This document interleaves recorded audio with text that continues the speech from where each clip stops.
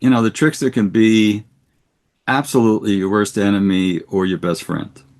Hmm. And so it's prudent to be on his good side. Hmm. And being on his good side, I mean, amounts to recognizing, talking about it. Every archetype wants to be, be remembered. Yeah, before we started recording or before we got online, and I do this often when we're going to be speaking about a particular god.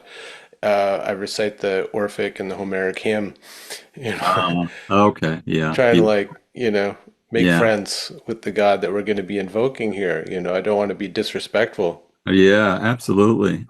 I think we have to be very careful, though, when we use words like God. And we Jungians Hmm. commonly talk about the archetypes as if they were gods. But these are representations. These are personifications because an archetype at bottom is a pattern.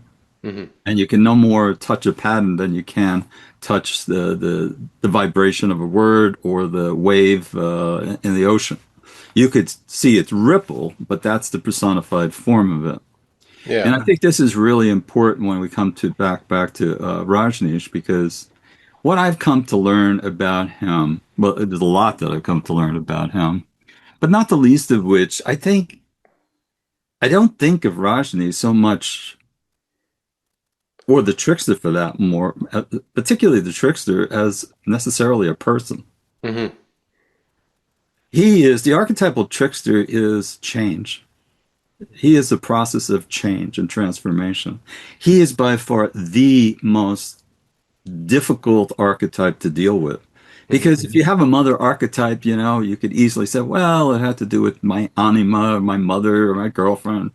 It's more siloed that way. It's more specific. But change, Yeah. it's very elusive. Yeah. By its nature, it's mercurial. It's You right. can't grasp it. Like I remember being a kid in the 80s, in science class.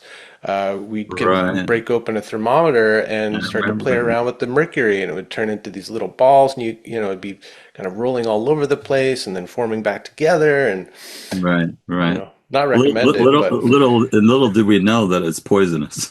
yeah, which is also interesting. Well, it is interesting because in ancient Greece, they would call it a pharmakon. A pharmakon is something that could just as well be poisonous as it can be as healing. Hmm. Again, there's that in Jungian alchemy, we call that the psychoid. That's that strange, elusive place where mind and matter somehow or other intermingle and produce the world that we live in. All the opposites are right there. And certainly, the trickster's juggling, those opposites all the time. Mm. Yeah, wasn't it? I think it was Karenyi who talked about Hermes as a kind of a third state of consciousness between the Apollonian rational and the Dionysian irrational. Exactly. So Yes. that in-between space, so that mixture of Exactly. both, the Yeah. place of the yes and. And in between. Hmm. And so Hermes in ancient Greece was known as the Lord of the Crossroads, Hmm. is where all of those opposite kind of come together, and there's commerce and there's marketing, and there's exchange. That's where all the action is. Hmm. And so what they did again to honor and be on the good side of Hermes, they would erect what they call Herm stones, which are these images of stone sculptures of Hermes on a block. And then there's always this protruding phallus that points Hmm. outward because he was a very kind of, in his lower form, was very kind of sexual. Hmm. Um, like fertilizing, very project. He's out there because he is, in alchemy, we draw a distinction between soul and spirit, and he's a spirit. The spirit typically is thought to be more masculinely toned. And what that means, I don't mean so much in physical gender, but its attributes have a lot to do with movement. The spirit is very restless, whereas the soul has depth, it's deep, whereas the spirit is very light, it's very ascension oriented, depth. Air element Right. versus soul, watery, earthy, Exactly. So when you slower. talk about Apollo, You're talking about the high register. When you're talking about the soul, we're getting more into the earthy, physical nature of the trickster. And in some of the stories, which are ubiquitous throughout all cultures of trickster, one comes to mind from the Winnebago Indian culture. Wonderful stories, Yeah, wild stories. wild, descriptive of the evolution, between the Apollonian and the Dionysian.